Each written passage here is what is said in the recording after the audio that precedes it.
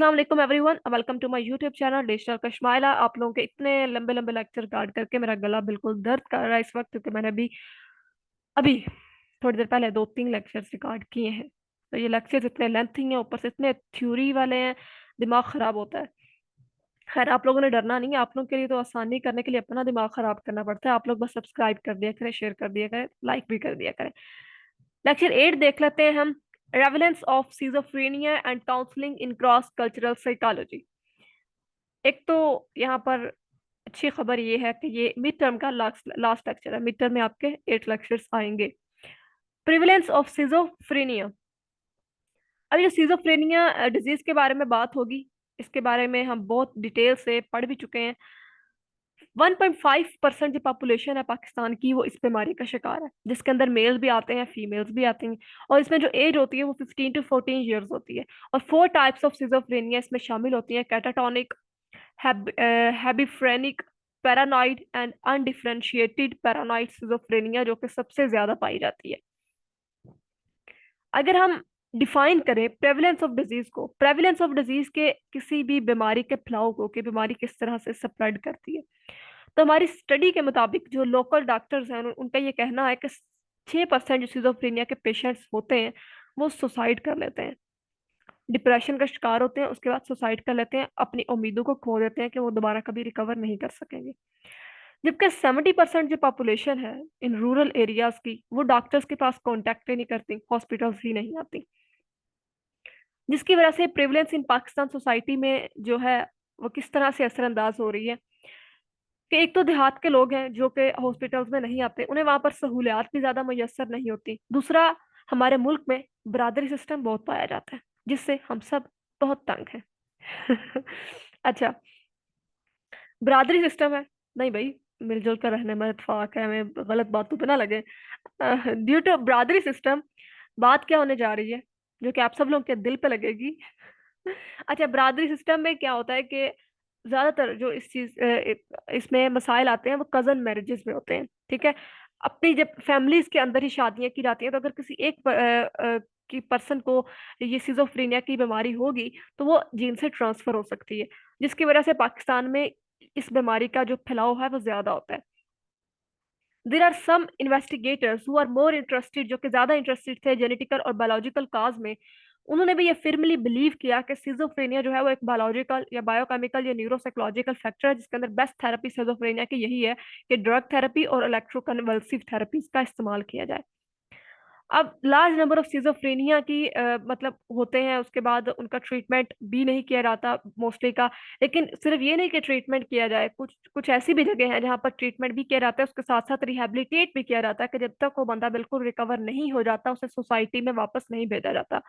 अब इस तरह की कौन सी आप कह सकते हैं कि सम ऑफ द कॉमन थेरेपीज हैं जो कि ये ऑफर करती हैं सिजोफ्रेनिक्स के ट्रीटमेंट को: art and music therapy, cognitive behavior therapy, token enemy economy, sorry, gestalt empty chair technique, social skill training, occupational therapy, family therapy। Short question आ सकता है, मे बी ना भी आए, अल्लाह को पता है।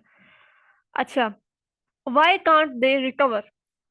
अब ये एक बीमारी है, बीमारी ये किसको है? डॉक्टर्स को है। अब डॉक्टर्स को बीमारी कैसे हो जाती है?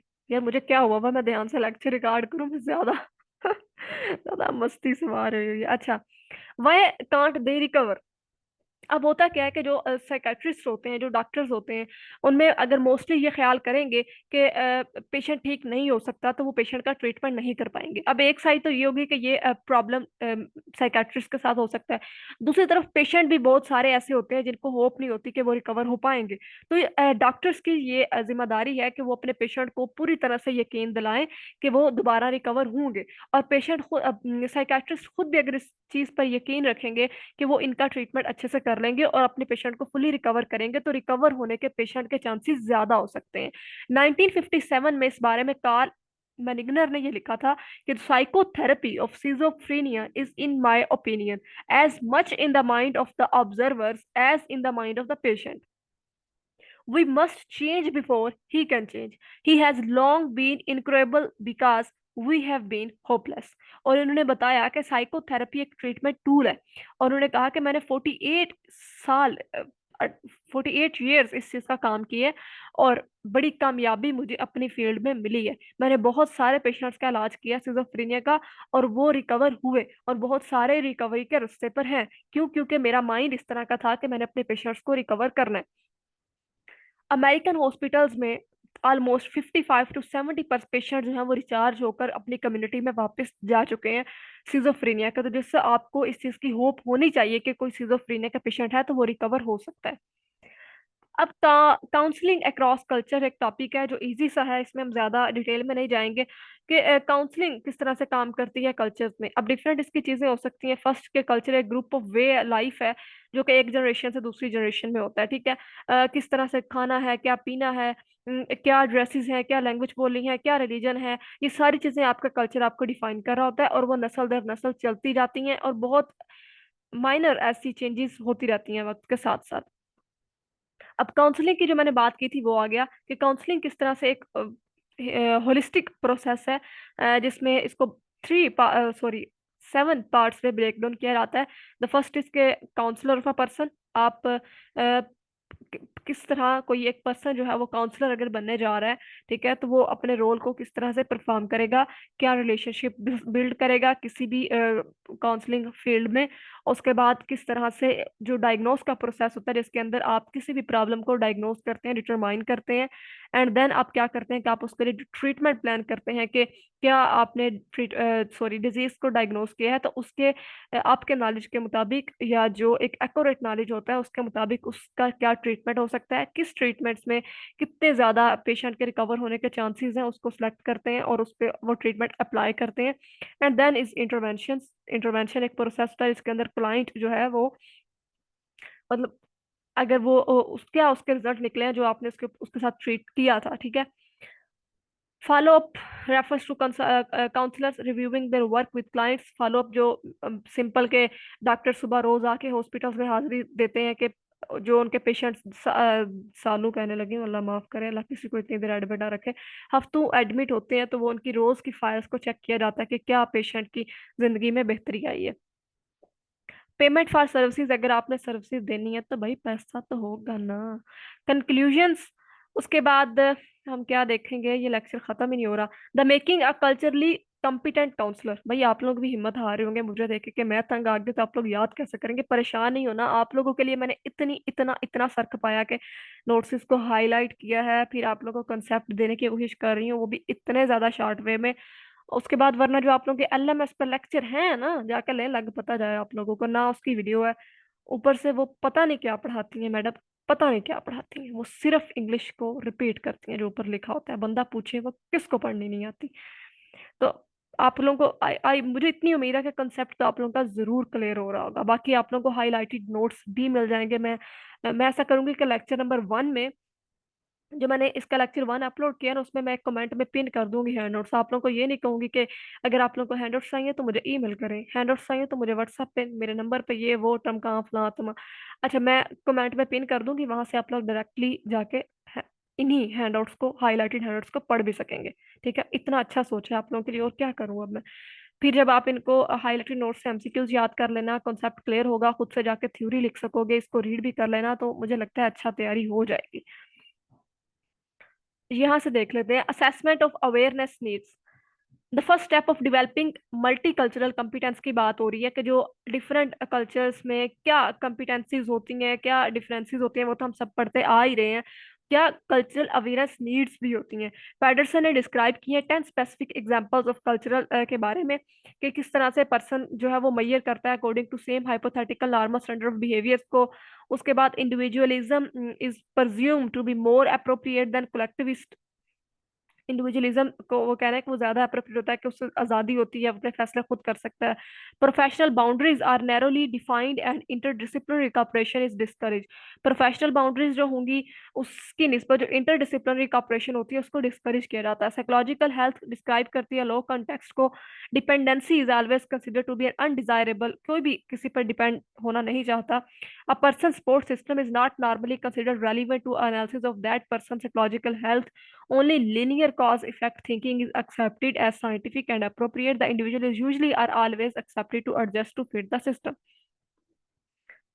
First step of developing multi, अब हम किस तरह से मल्टी कल्चरल कॉम्पिटेंसी को काउंसलिंग में डेवलप कर सकते हैं, वो सारे स्टेप्स इन्होंने बताए हुए हैं कि जो काउंसलर्स हैं वो जज करते हैं अपनी डिग्री ऑफ एक्यूरेट अवेयरनेस को, इवेल्युएट करते हुए अपनी एबिलिटीज को। अब उसमें क्या हो सकती है कि सबसे पहले तो वो डायरेक्ट और इनडायरेक्ट कम्युनिकेशन स्टाइल्स को इंटरप्रेट करने की काबिलियत रखते हो, उसके बाद वो नॉन वर्बल क्यूज को जानते हो, उसके बाद वो कल्चरल और लिंग्विस्टिक डिफरेंसेस को जानते हैं, उन्हें पढ़ा कल्चर क्या होता है, लिंग्विस्टिक क्या होता है।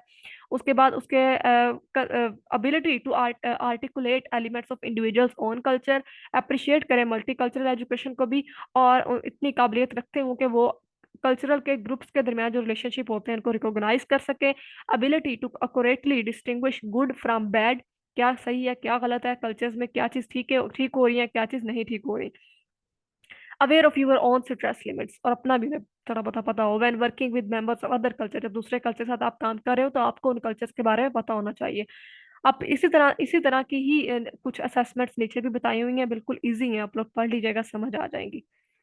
The development of multicultural knowledge में यहाँ पर एक टर्म यूज हो रही है जो मैंने आपको पहले भी पढ़ाई, मल्टीकल्चरल थ्योरी, जिसको एमसीटी कहा जाता है। इसकी 6 प्रोपोजिशंस हैं जिसको डिमोन्स्ट्रेट किया fundamental importance of cultural constant perspectives की, कि ईच वेस्टर्न और नॉन वेस्टर्न थ्योरी रिप्रेजेंट करती है डिफरेंट वर्ल्ड व्यू को। उसके बाद जो कम्प्लेक्स इंटर रिलेशनशिप्स होते हैं क्लाइंट काउंसलर एक्सपीरियंसेस के और डायनेमिक चेंजेस कॉन्टेक्स्ट के, वो किस तरह से फोकस करते हैं काउंसलिंग पे।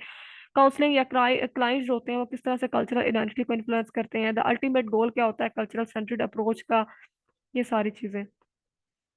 मल्टीकल्चरल कॉम्पिटेंट काउंसलर को जरूरत होती है कि वो अपने पॉजिटिव कॉन्सिक्वेंसेस जो भी कल्चर कंसर्न सेंटर्ड परस्पेक्टिव्स के हों उनके बारे में वो अवेयर हों। अब यहाँ पर उन्होंने डजन्स ऑफ एग्जाम्पल, भाई ऐसे एग्जाम्पल्स फेंकी है ना हैंडआउट्स के अंदर, सोचा ही नहीं है कि आगे किसी ने याद करनी है, ये पढ़ना भी है, बस फेंक दी है डजन्स ऑफ एग्जाम्पल्स, कोई हाल नहीं। अच्छा, developing multicultural skills. Multicultural skill competence involving finding common ground between culturally different individuals or groups as the foundation of interpersonal and interpersonal harmony की बात हो रही है। आई होप कि यहाँ पर कोई भी इतना खास नहीं है। कंक्लूजन हम देख लेते हैं कि उन्होंने कहा है कि complexity is your friend not your enemy. अब मेरी बात सुने, ये फिक्र उन्होंने पता है आप लोगों को क्यों दी है, जो मुझे लगता है कि भाई इतने लंबे लंबे हैंडआउट्स दे के परेशान नहीं होना, कम्प्लेक्सिटी जो है ना वो आपकी दोस्त है, ठीक है, नॉट यू एनिमी। समझ आ गई? चलो ठीक है। Behaviour is not meaningful until it is interpreted, ये अच्छी बात है, in the cultural context where the behaviour was learned and displayed. Behaviour meaningful तब तक नहीं होता जब तक आप उसको डिफरेंट कल्चरल कॉन्टेक्स्ट में इंटरप्रेट ना कर रहे जहां से आपने अपने बिहेवियर को सीखा होगा। ठीक है, तो यहाँ पर हमारा लेक्चरेट खत्म हो जाता है, मिड टर्म का सिलेबस खत्म हो जाता है। आई होप कि आप लोगों को समझ आ गए होंगे कॉन्सेप्ट। कुछ भी समझ नहीं आता आप लोग मुझे कमेंट बॉक्स में बता देना, तो मैं दोबारा कमेंट में करके तो आपको किस तरह समझाने की कोशिश करूंगी, ठीक है। उसके बाद इसके लेक्चर्स के अंदर मैंने खैर छोड़ी भी बहुत है आप लोगों के लिए, मतलब हंसी मजाक होता रहा है, तो वो इसलिए कि ताकि आप लोग थोड़ा लाइट फील करें, परेशान ना हो जाए इतने लंबे लेक्चर्स देख के। और जैसे मैंने आप लोगों को बताया कि हाईलाइटेड नोट्स भी आप लोगों को मिल जाएंगे, एमसीक्यूज भी हाईलाइट हुए हुए मिल जाएंगे। Everything is okay, don't worry. I hope कि आप सब लोगों का मिड टर्म बहुत अच्छा होगा। लास्ट में मेरी रिक्वेस्ट है कि मेरे चैनल को लाइक करें, शेयर करें, सब्सक्राइब करें। अपना बहुत सारा ख्याल रखें। खुदा हाफिज।